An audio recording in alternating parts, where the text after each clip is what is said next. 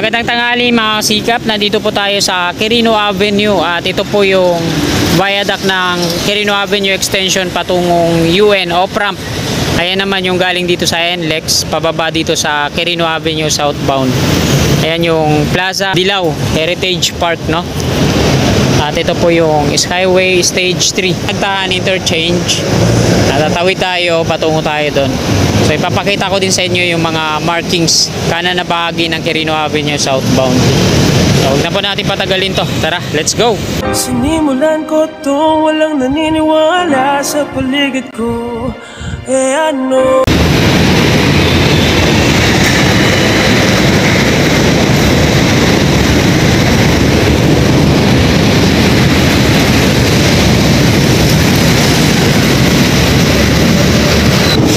Aksidente.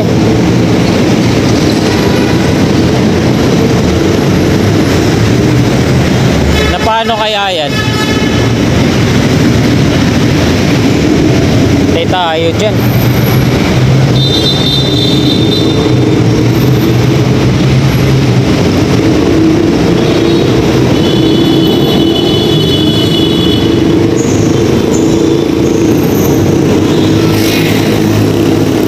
Aksidente dun sa likod pero di natin nakunan yung pangyayari, ano? Ito yung Pedro Hill Street, diretso doon patungong Santa Ana, Manila. So doon naman yung tenement sa gilid. At ito, dito sa bahagi na to, yung hilera ng mga markings. Yan, mula dito, ito yung unang markings na makikita natin dito sa kaba ng southbound. Yan, nakalagay dito ay P1, tapos malaking bilog. Tapos ito naman yung pangalawang markings dito sa may malaking puno dati, no? Nakalagay naman dito ay P2. At ito naman yung pangatlo, nakasulat dito P3. Ayan yung tenement sa kabila. Tapos yung toll ng off-ramp patungo dito sa Pedro Hill Street na may 4 na counter. Ay, nakalagay dito P4. Pakalaki, no? So dito yan diretso, kaya pala tinanggal na yung mga ano dito, mga tarpaulin ni Yorme, yung sa condominium. Ito na lang, yung mga frame na lang to ng scaffolding accessories yung nandito. Napakalawak na ito patungo doon.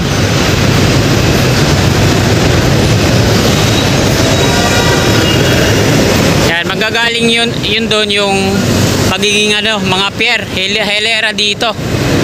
Ayan yung Skyway Stage 3 patungong Buendia, yung dulo ng Skyway Stage 3. Ayan naman yung patawid dito. On-ramp po yung viaduct na yan. Galing dito yung on-ramp off-ramp, yung entry nya patungo yan ng NLEX.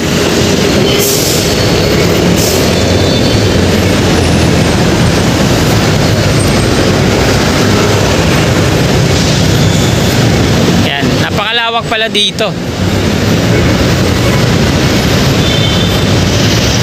Ito yung isang markings, eh, no? P5.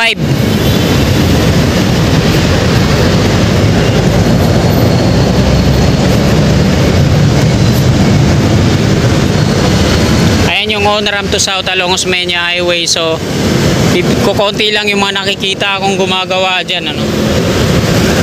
Ayan, konti lang yung mga workers na nandiyan dyan ngayon.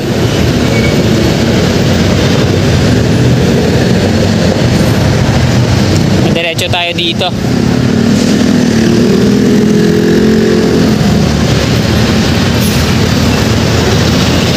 Ito naman yung P7.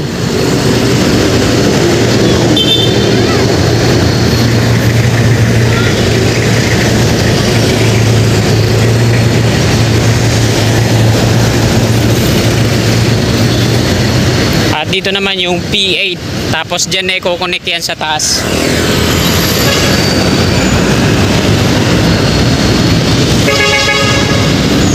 Ayan. Ito yung P8, tapos ayan na, dyan na kukunik yan sa taas, oh. Bakante dyan, tapos diretso na yan patungong Top Rojas Boulevard. yung extension na yan.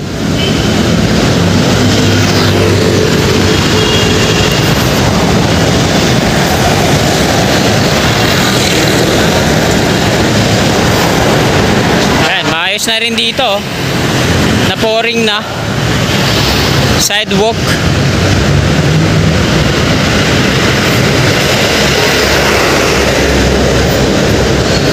Lalagyan ulit nila dito ng mga scaffolding tong poste na to. Tapos steel ladder, packet doon sa taas.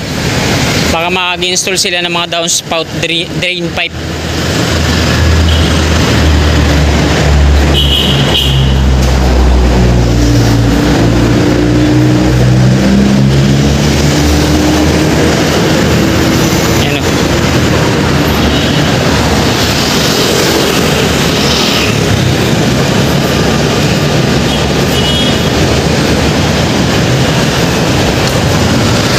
Quirino Bridge number, so wala siyang number no. Quirino Bridge lang siya. Ito yung lagay ngayon ng ilog dito sa Quirino Bridge. Ang baho ng amoy. May trash boom doon. Maamoy nyo kagad yung amoy borak. Baho.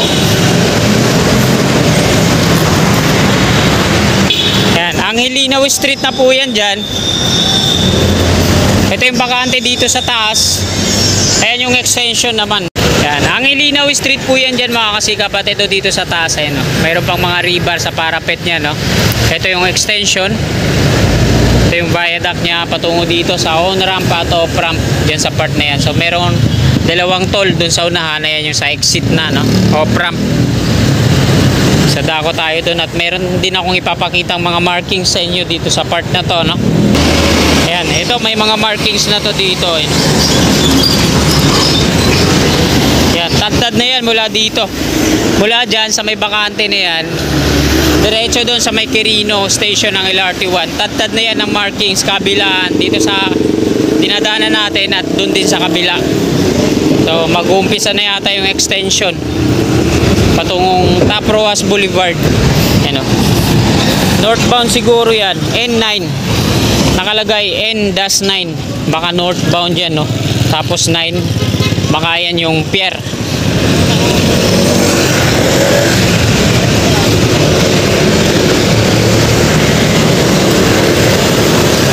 Yan. On-ramp at off-ramp.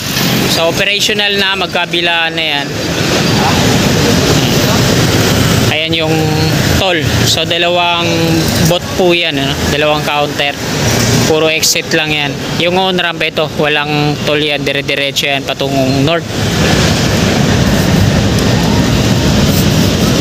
San Marcelino Street na yan doon sa unahan. Yan, may mga markings din dito yun. 1 meter, 0, 0.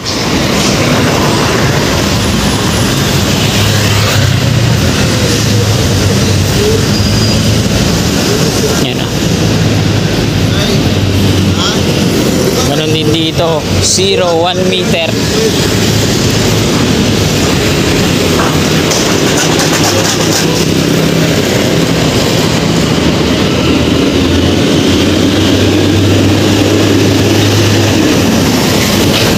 Ayan o.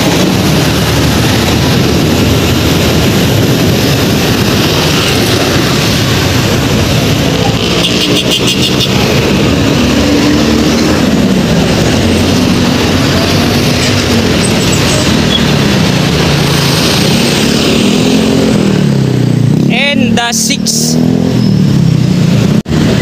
Yan, San Marcelino Street tayo mga sikap. Yan. Kaya mga pinutol na yung mga puno dito dahil dito nga dadaan yung extension, no? Patungong Roas Boulevard. Yan, ito yung mga markings, ang dami niyan hanggang dun, no? Tapos dito naman nagkakaroon sila ng road widening. Yan, yung bangketa dito talagang gagawing pavement para lumawak yung gitna. Yan, no? Pati dito maraming markings.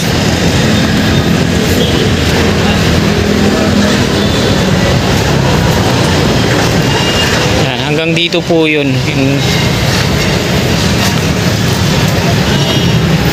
Hanggang dito yon yung ginigiba nila yung bangketa.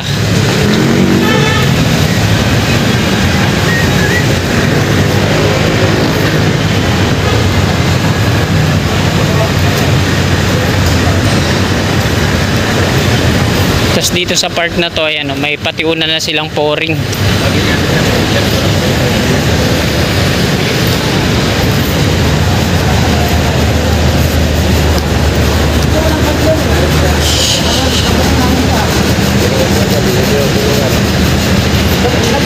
Road widening po ito dito, no, para lumawak yung gitna, kasi siguro dyan dadaan yung ibang na mga columns ng extension.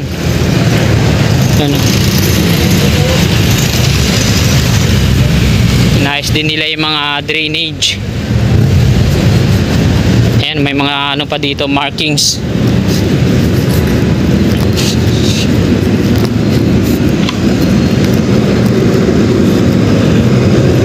San Miguel Corporation. So ayun yung ginagawa ng San Miguel. Road widening muna sila, no, bago mag-start yung construction ng Tutap Roas Boulevard.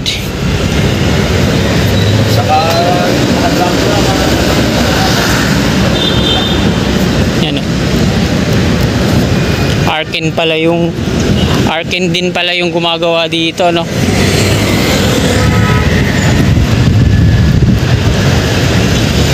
Ngayon, Ginto Street.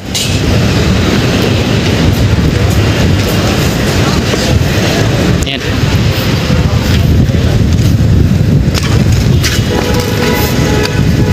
Yan, dito na tayo sa Leon Ginto Street, tapos LRT1 Quirino Avenue station na yan dyan, no?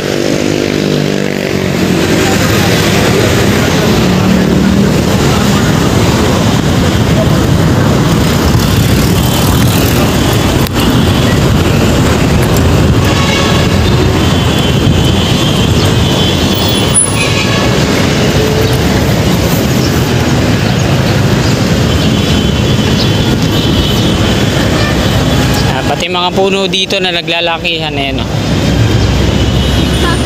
Putol na. Sa kabila, parang ano, natanggal din dun sa kabila yung bahay, no?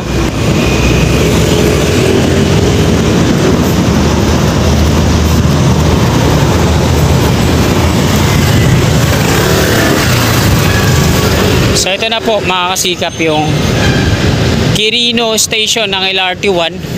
Pagmasdan po natin maigi, no, tiyak na dito dadaan yung viaduct ng extension ng Skyway sa taas, sa may bubungan ng LRT1 Quirino Station, no? Patungo dun. So dun sa kabila, di pa napuputol at na earth bulling yung ibang mga puno dun, no? Dito pa lang sa patungo dun sa Skyway.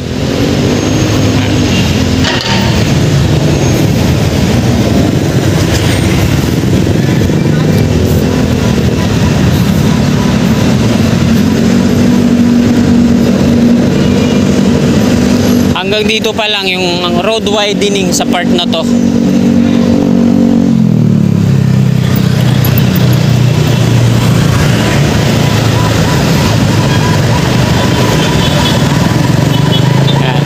Quirino Avenue at Quirino Station ng LRT1. So, tatawid na ako sa kabila, doon tayo mag-end ng ating video.